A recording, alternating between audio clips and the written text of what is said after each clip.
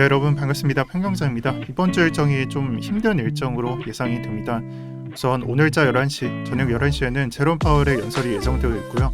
수요일을 지나서 목요일 22시 30분에는 CPI 발표가 예정되어 있습니다. 이에 따라서 가장 가까운 오늘 밤 11시에 장의 변동성이 좀 예상이 되고, 평균적으로는 이 직전에 좀 하락을 예상하거나 아니면 약세를 예상하는 게 일반적인 상식입니다. 또한 제롬 파월이 의도하는 바는 다음과 같이 해석을 할 수가 있는데, 제롬 파월이 이 장을 떨어뜨리고자 계획을 한 게 아니라 아무래도 투자 상품들의 상승을 좀 두려워하고 있기 때문에 이 상승을 제한하는 움직임을 가져가지 않을까라고 저는 예상을 해봅니다. 그래서 무조건 하락한다는 느낌보다는 내일까지는 좀 상승이 어려울 수도 있구나라고 생각을 해주시는 게 좋겠습니다.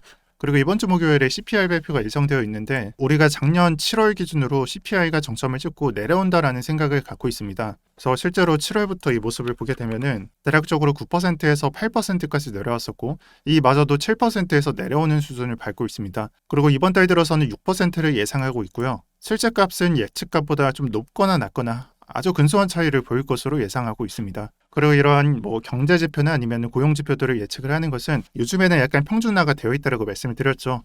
예를 들어서 경제 지표 등이 좋게 나오면은 평상시에는 투자 상품들의 상승을 예상을 했지만, 지금 현재는 좋게 나오면 오히려 반대로 가고 있다. 예를 들어서 실업 지수가 낮아졌다 함은 평상시에는 안 좋게 받아들여야 할 문제지만 실제로 나스닥은 올라가더라. 이런 상식이 통하는 시대가 됐었는데, 최근 고용 지표 중에 실업 수당 발표할 때 나스닥이 상승을 했죠. 그래서 약간의 좀 패러다임이 바뀐 게 아닌가라고 저는 예상을 해보고요. 사람들의 두려움이 조금은 덜어졌다라고도 저는 해설을 하고 있습니다. 그리고 이러한 것들을 분석하는 이유는 우리가 금리값을 예상을 하면서 더 매파적인가 아니면 비둘기적인가 이런 것들을 보기 위함인데요. 미국의 12개 투자은행을 조사한 결과 내년도 금리 최종값으로는 5에서 5.25%가 12개 중에 7개를 차지합니다. 절반을 차지한다라는 것을 알 수가 있고, 그 중에서는 약간 미약하게 더 높을 것이다 아니면 더 낮을 것이다 라고 보는 사람들이 있습니다. 그럼 5에서 5.25%면은 지금 현재로부터 한 1% 차이를 두는 거고요. 우리가 실제로 1년 사이에 4%나 높아졌기 때문에 투자 상품들에 대한 장세가 매우 안 좋았습니다. 하지만 23년도에는 이 상승폭이 4분의 1로 줄어든다라는 것을 알 수가 있고요. 그리고 23년도 FOMC 일정은 2월 달에 하나, 3월 달에 하나, 5월 달에 하나, 6월 달에 한 개가 예정되어 있기 때문에 만약에 이번 달을 지나서 2월 1일에 50bp를 올리게 되면은 50, 25, 25 이렇게 1%를 예상해 볼 수가 있겠고, 아니면 4개 일정에 걸쳐서 0.25, 0.25, 0.25, 0.25 25, 25, 25, 25씩 4번에 걸친 1% 상승을 예상해 볼 수가 있겠습니다. 자, 그러면 작년과 비교를 해봤을 때는 매달마다 금리값을 올렸던 것과는 좀 상반되는 느낌을 가져가죠. 자, 따라서 지금 보고 계시는 구조나 아니면 전도표로 예상을 해봤을 때는 한 미국의 투자은행에서는 이 침체 리스크가 중반쯤이면 사라질 것이다 라고 말을 합니다. 아무래도 침체라고 표현을 한다기보다는 경기는 침체되고 물가는 올라서 금리는 올라가는 현상인 이런 구조가 해결되지 않을까라고 제시하는 것 같고요. 방금 봤었던 투자은행 측에서도 아까 제가 설명해 드렸듯이 정점이 5월에서 6월로 예상을 하는 것 같습니다.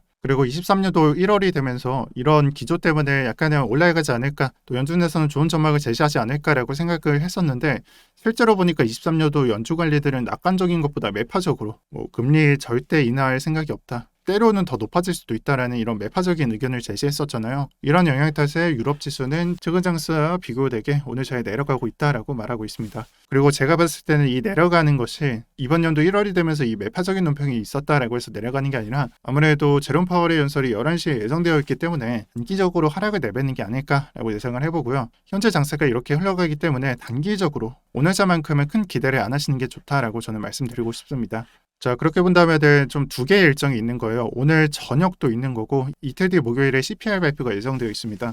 이런 장은 쉽게 점치면 안 되는 것이고, 평범하게 그냥 조정이나 약세를 생각하는 게, 예상해 두는 게 좀 정석입니다. 그런데 차트 또한 약간 좀 조심하라는 것을 알려주고 있어요. 우리가 일봉 차트에서 스토캐스틱을 보게 되면 지금 현재 과매수 구역에 있습니다. 이 모습은 4일에서 5일 전에 데드크로스 이후에 하락을 안 시키고 여기서 추가로 상승을 하는 바람에 좀 더 리스크가 커졌다라고 평가를 할 수가 있겠고요.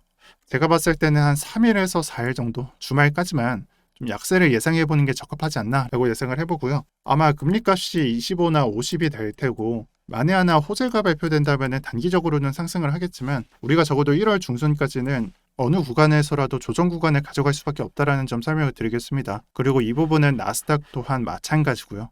많이 올라가더라도 조정 구간이 포함이 되어 있을 거고, 이 구간에서 내려간다면 올라가더라도 이후부터는 조정 구간이 생겨나게 되겠죠. 그리고 좀 운이 나쁘게도 비트코인이 이 시간이 좀 빠른 편이고요. 조정을 맞이하는 시간이 좀 빠른 편에 속하고요. 네, 오늘 영상은 제가 짧게 마치도록 하겠습니다. 제가 최근 장세에서 솔라나와 NFT를 소개를 해드렸는데 지금은 상승폭이 많이 안 보일 거예요. 네, 어제 영상 참고를 하시면은 지금 현재 비트코인이 5일선, 20일선, 60일선까지 적어도 일봉상으로는 조정이 오더라도 특정 지지 구간이 형성되어 있을 거고, 이런 구간에서 지지가 된다면은 순환장이 될 수 있을 거다라고 생각을 하거든요. 그래서 주말까지 이 부분에 집중하시는 걸 추천을 드립니다.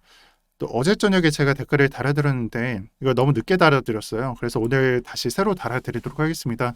이 부분이 인원 제한이 있다 보니까 빠르게 마감할 수도 있습니다. 이제는 무료로 그냥 필터 없이 들어올 수가 있으니까 정보를 받고 싶으신 분들은 이 방에서 도움 받아가시길 바랍니다. 네, 오늘 영상 여기까지 하겠습니다. 오늘도 평경장이었습니다. 시청 감사드려요.